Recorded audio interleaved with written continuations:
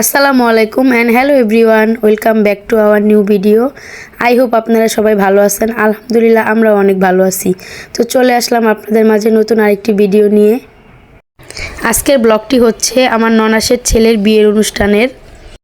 Ready হয়ে ছাদে চলে আসলাম একটু ছবি তোলার জন্য, ভিডিও করার জন্য, কারণ আমার শাশুড়ি মা রেডি হচ্ছিল আর আমরা আগেই রেডি হয়ে গেছি, তাই ভাবলাম একটু ছাদে এসে ভিডিও করি।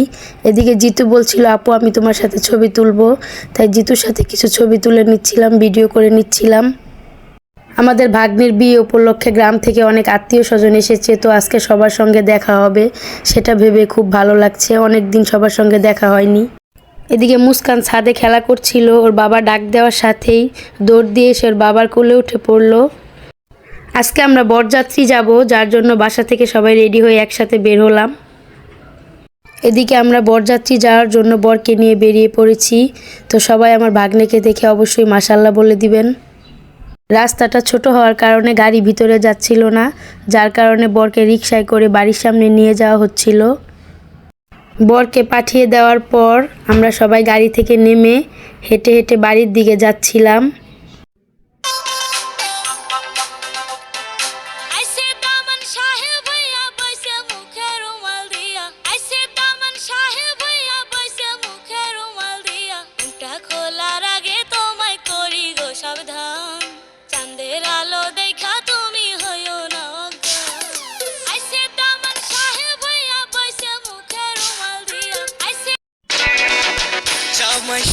আমি হাজির হয়েছি, উপহার কে কি পাবো লিস্টি করেছি।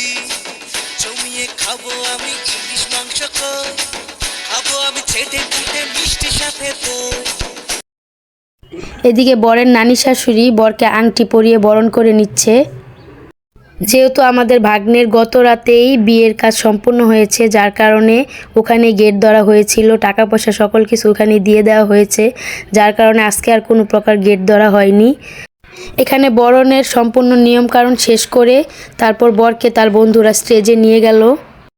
তারপর বরকে স্টেজে বসিয়ে দিয়ে এসে আমরা সবাই একসঙ্গে খেতে বসি। এদিকে মুস্কানের বাবা আমাকে এত ডাকছিল, আমি একটু শুনতে পাচ্ছিলাম না, কারণ গ্রাম থেকে আমার বড় যা এসেছে, আমি তার সঙ্গে গল্প করছিলাম।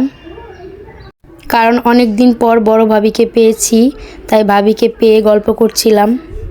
মুস্কানের দাদি আমাদেরকে বলছিল মুস্কানকে আমার কাছে দিয়ে তোমরা খাবার খেয়ে নাও, তারপর আমি খাবো।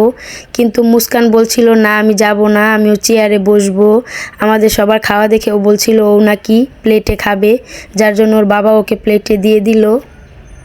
আমার মেয়েটা কিন্তু একদমই হাত দিয়ে খেতে পারে না, ও এখন অনেক ছোট, কিন্তু সবার খাওয়া দেখে ও বলছিল আমি প্লেটে খাবো। তাই ওর বাবা বলছিল ঠিক আছে আমি তোমাকে একটা প্লেট এনে দিচ্ছি। ওর বাবা ওকে আলাদা একটা প্লেটে রোস্ট দিয়ে বসিয়ে দিল, কিন্তু ও যতক্ষণ বসেছিল শুধু ওটাকে দেখছিলই, ও একটুও খায়নি। তাই ওর দাদি এসে ওকে একটু পরপর খাইয়ে দিচ্ছিল আর বলছিল তুমি তো একদমই খাচ্ছ না, শুধু বসে বসে দেখছো।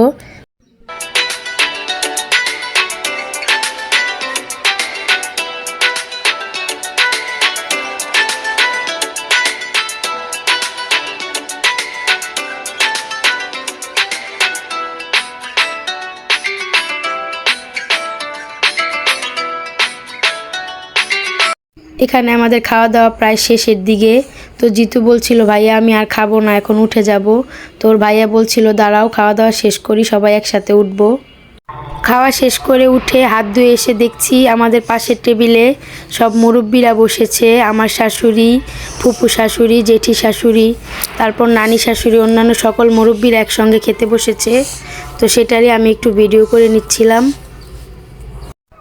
এদিকে জেঠি শাশুড়িকে বলছিলাম জেঠি আপনাকে তো আজকে অনেক সুন্দর লাগছে, তাই শুনে জেঠি হাসছিল আর বলছিল তোমার তো আর ছেলে নেই যে বউ বানিয়ে নিয়ে যাবে। এগুলো নিয়ে আমরা কথাবার্তা বলছিলাম, হাসাহাসি করছিলাম। এখানে বরের বন্ধুদের সাগরানা দিয়ে দেওয়া হয়েছে। তো কনের বাড়ির মেয়েরা হাত ধোয়ার টাকা নিয়ে ওদের সঙ্গে জোরাজুরি করছিল। তো সব কিছু মিটে যাওয়ার পর ওরা একসঙ্গে খাবার খাচ্ছিল সবাই। খাওয়া দাওয়া শেষে বউ নিয়ে আমরা বাড়িতে চলে এসেছি। এদিকে বরের বন্ধুরা মিলে ওদের বাসর ঘর সাজাচ্ছিল। তো মুস্কানের বাবাকে বললাম যে ওদের বাসর ঘরের একটা ভিডিও করে নিয়ে আসো, তাই মুস্কানের বাবা ওদের একটা ভিডিও করে নিয়ে আসলো। যেহেতু আমার ভাগ্নে কোরআনে হাফেজ, তাই ওর বউকে আর ক্যামেরার সামনে আনলাম না। তো তো আমার ভাগ্নের বিয়ের ভিডিওটা এই পর্যন্তই। তো ভিডিওটি ভালো লাগলে do like comment share and follow our page. That's all for today. Thanks for watching. আল্লাহ হাফেজ।